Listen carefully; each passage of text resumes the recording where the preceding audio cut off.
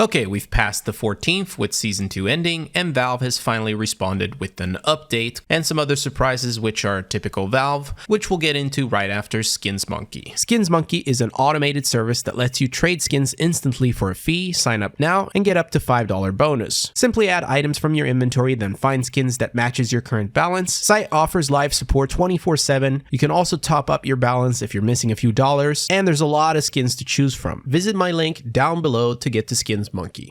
So, Season 3 is out. We're going to start with the new map pool change, where Valve decided that Overpass is back and Anubis is now gone. Suddenly, all those changes that were made to Overpass when it wasn't even in the map pool start to make more sense. Let me know how you guys feel about its return, but it did end up replacing Anubis. And this is an interesting one. If you look at the major, thanks to Suey Louie 01 who gathered all the data, we can see that Anubis was the least played map, besides of course the latest addition, Train, which is common to see for new maps. And if we really want to be desperate, we can use Leadify's public data library and see that Anubis back in 2024 didn't do so well. I mean, consistently, so it wouldn't surprise me if Valve made a strategic decision based on gathered data that Anubis just wasn't popular enough and that Train stays because it's still new and just needs more time. Oh, and you might have expected Cash to be part of today's update in some way, but Gabe Follower said right before the update dropped that it probably wasn't ready, saying Valve needs to remake Cash from the ground up in order to optimize it. So no Cash now, but hopefully soon. Also with Season 2 ending, we got our medals now, and you can right-click them to view the season's statistics. But now we get to the big controversial one for this update. This feature, or the idea, is that if your account gets hacked or stolen and your items are traded away, you'll now have a 7-day window to reverse those trades.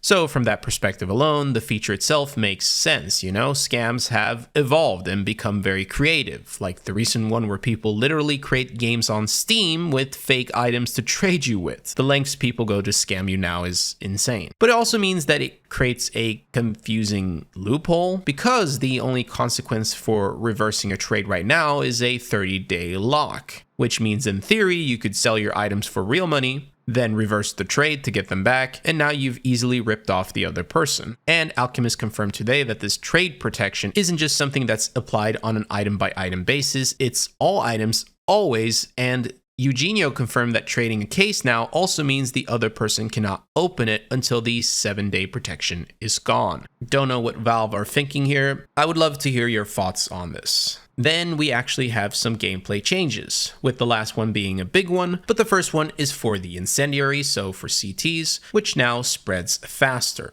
The idea here is to buff CT's early round map control by making them more reliable, but also to make them more effective against Ts who could just, rush them on timing without losing much damage. This, in my opinion, is a very nice improvement. And the next one is also a banger because it finally addresses the MP9. They've increased the recoil magnitude and substantially reduced the jumping accuracy. Everyone agrees that this was well overdue. And then we get to the last, which again is a big one, or has the potential to be a big one, but CTs will now receive a $50 team award for each T eliminated.